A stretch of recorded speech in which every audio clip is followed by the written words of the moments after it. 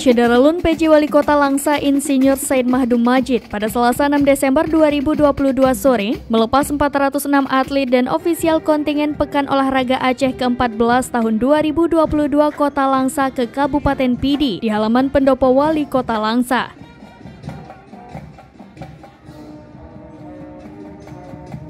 PJ Wali Kota Langsa dalam upacara pelepasan ini juga menyerahkan bendera kontingen Pora Kota Langsa kepada Ketum KONI Langsa Usman Abdullah atau Toke Seum.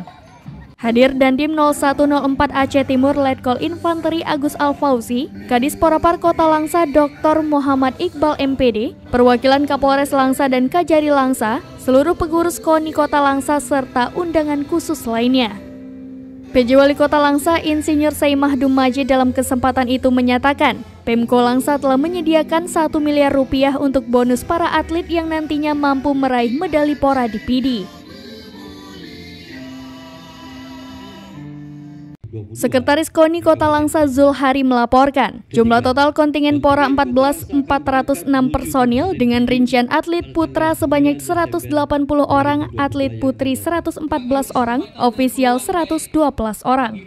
KONI Kota Langsa telah meloloskan 33 cabang olahraga pada Prapora 3 dari cabang olahraga yang dipertandingkan pada Pora ke-14 tahun 2022 di Kabupaten Pidi.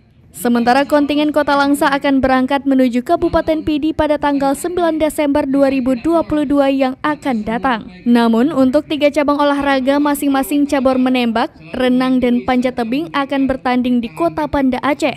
Kemudian ada 4 cabang olahraga masing-masing taekwondo, wushu dan tarung derajat dan futsal sudah lebih awal berangkat ke Pidi. Hasil sementara dari cabur taekwondo atletnya telah mendapat 1 perak dan 1 perunggu dan kini pertandingan masih berlangsung.